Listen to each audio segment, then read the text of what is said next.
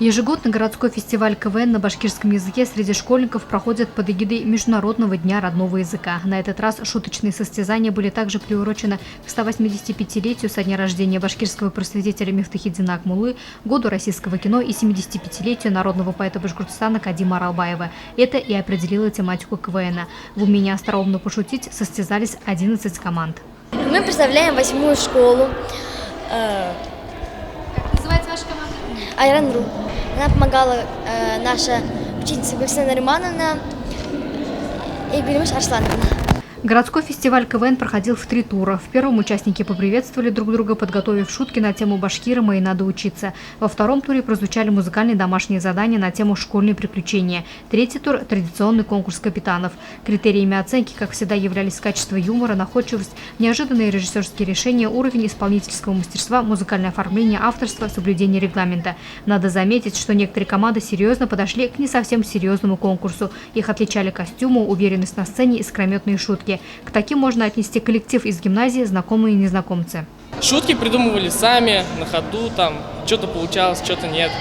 Танцы тоже ставили с нами. Наш танцор нам все подставил. Мы больше акцентируем свое внимание на башкирском языке, учим слова, стараемся поддерживать все. Подтягиваем язык, да. Команда гимназии по итогам фестиваля удостоилась гран-при. Именно этих ребят члены жюри назвали самыми веселыми и находчивыми. Были затруднения, потому что у нас большинство детей с русских классов. Из-за этого были, конечно, затруднения, но они вот даже до сих пор дети благодарят, что они влились в эту команду и начали разговаривать на башкирском языке. Некоторые вот дети приходят и говорят: спасибо, что пригласили нас, и начали мы вот в этой команде мы начали уже башкирский язык изучать. У нас чувство гордости появилось, говорят даже дети.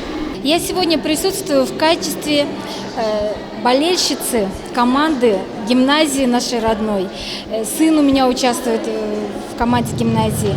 Мне вообще сегодняшнее выступление очень нравится. Считаю, что башкирский язык нужно популяризировать и что вот почаще нужно устраивать именно вот такие мероприятия. Оценивали выступления ребят педагоги, журналист газеты «Ешлик» Данил Абдулгазин, методисты городского отдела образования. Таким запомнится городской КВН 2016 среди школьников на башкирском языке, проходивший на базе Башкирского лицея имени Рамазана Умедбаева. Фестиваль юмора в городе проводится в 3-й раз и ежегодно набирает популярность. КВН – один из удачных способов привлечь внимание подрастающего поколения к родной культуре, показать, что знание языка своего народа – это модно и круто. Луиза Мустафина, Дамир Хайбрин, Любовь Карпова, телекомпания СТВ.